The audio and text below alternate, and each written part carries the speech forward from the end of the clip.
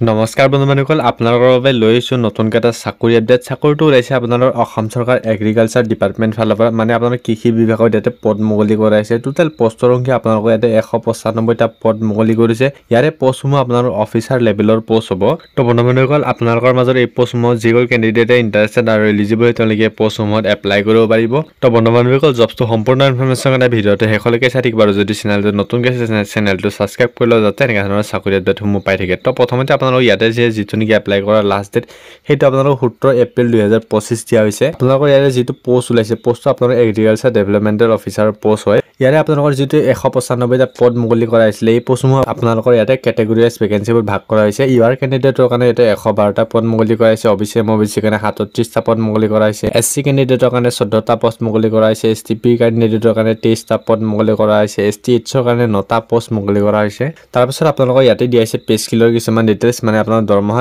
আপোনালোকৰ ইয়াতে 30000ৰ পৰা ষ্টাৰ্টিং হ'ব হেখলৈকে আপোনালোকৰ ইয়াতে 1,10,000 টকালৈকে দিয়া হ'ব প্লাছ আপোনালোকৰ এক্সট্ৰা গ্ৰেড পে থাকিব গ্ৰেড পে আপোনালোকৰ ইয়াতে 12,700 টকাকে দিয়া হ'ব আপোনালোকৰ ইয়াতে যিটো ডিপাৰ্টমেণ্ট নেম সেইটো আপোনালোকৰ agriculture department gov of Assam ফালৰ পৰা হ'ব তাৰ পাছত আপোনালোকৰ ইয়াতে দিয়া হৈছে এজ লিমিটৰ বিষয়ে কিছুমান ডিটেইলছ এজ লিমিট আপোনালোকে ইয়াতে 21 বছৰৰ পৰা এপ্লাই কৰিব পাৰিব আপ টু আপোনালোকে ইয়াতে 38 বছৰলৈকে এপ্লাই কৰিব পাৰিব তাৰ পাছত আপোনালোকৰ ইয়াতে দিয়া হৈছে এক্সিলেশ্যনৰ বিষয়ে কিছুমান ডিটেইলছ এক্সিলেশ্যন আপোনালোকে এসসি কেণ্ডিডেট সকলে ইয়াতে 5 বছৰ এক্সিলেশ্যন পাব এসটি কেণ্ডিডেট সকলে ইয়াতে 5 বছৰ এক্সিলেশ্যন পাব অবিচি এমঅবিচি কেণ্ডিডেট সকলে ইয়াতে 3 বছৰলৈকে এক্সিলেশ্যন পাব পিডব্লিউবিডি কেণ্ডিডেট সকলে ইয়াতে 10 বছৰলৈকে এক্সিলেশ্যন পাব তাৰ পাছত আপোনালোকৰ ইয়াতে দিছে এডুকেশ্যন কোৱালিফিকেশ্যন কিছুমান ডিটেইলছ এডুকেশ্যন কোৱালিফিকেশ্যন আপোনালোকে ইয়াতে বিএসসি এগ্ৰিকালচাৰত বিচাৰিছে যদি আছে আপোনালোকে পোষ্টত এপ্লাই কৰিব পাৰিব তাৰ পাছত আপোনালোকৰ ইয়াতে দিছে এমপ্লয়মেণ্ট এক্সচেঞ্জ ৰেজিষ্ট্ৰেশ্যন কাৰ্ড মানে আপোনালোকৰ এমপ্লয়মেণ্ট এক্সচেঞ্জ ৰেজিষ্ট্ৰেশ্যন কাৰ্ডখন আপোনালোকৰ ওচৰত থাকিব লাগিব যদি নাই আপোনালোকে অনলাইন কৰাই ল'ব তাৰ পাছত দিছে আপোনাৰ এপ্লিকেশ্যন ফিজ কিছুমান ডিটেইলছ যিটো নেকি আপোনালোকৰ কেটেগৰী ইয়াতে বেলেগ বেলেগ দিয়া হৈছে প্ৰথমে দিছে আপোনালোকৰ জেনেৰেল কেণ্ডিডেট সকলৰ কাৰণে জেনেৰেল কেণ্ডিডেট সকলে ইয়াতে 297.20 रुपीस এটা পেমেন্ট কৰিব লাগিব অবিচি এমঅবিচি কেণ্ডিডেট সকলে ইয়াতে 197.20 रुपीस এটা পেমেন্ট কৰিব লগা হ'ব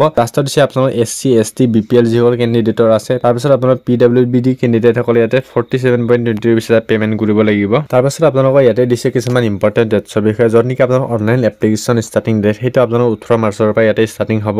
তাৰ পিছত আপোনালোকৰ যিটো নেকি এপ্লাই কৰাৰ লাষ্ট ডেট সেইটো আপোনালোকৰ 17 এপ্ৰিল 2025 দিয়া হৈছে লাষ্টত দিছে আপোনালোকৰ কিছুমান ইম্পৰ্টেন্ট ৱেবছাইটৰ লিংক প্ৰথমে দিছে আপোনাৰ অনলাইন এপ্লিকেশ্যন ফৰ্মখন আপোনালোকে ক্লিক কৰিলে আপোনালোকে ৰেজিষ্টাৰ কৰি লগইন কৰি পোষ্টসমূহ এপ্লাই কৰিব পাৰিব তাৰ পাছত দিছে এডভাৰটাইজমেন্ট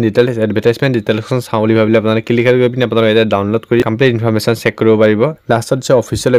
ৱেবছাইট ভিজিট কৰিব হ'লে আপোনালোকে ক্লিক কৰি যাব পাৰিব তো বন্ধুসকল এপ্লাই কৰাৰ লিংক ভিডিঅ'ত ডেছক্ৰিপশ্যনত পাই যাব আপোনালোকে গৈ পিনে চেক আউট কৰক তো বন্ধুসকল আজি আপডেট ইমানে আছিল ধৰণৰ চাকৰি পেপাৰ চেনেলটো ছাবস্ক্ৰাইব কৰি লওক আৰু ভিডিঅ'টো লাইক কৰিবলৈ নাপাহৰিব তো বন্ধুসকল আজিলৈ জয় হিন্দ জয় ভাৰত বন্দে মাতৰম আহি আছে নেক্সট ভিডিঅ'ত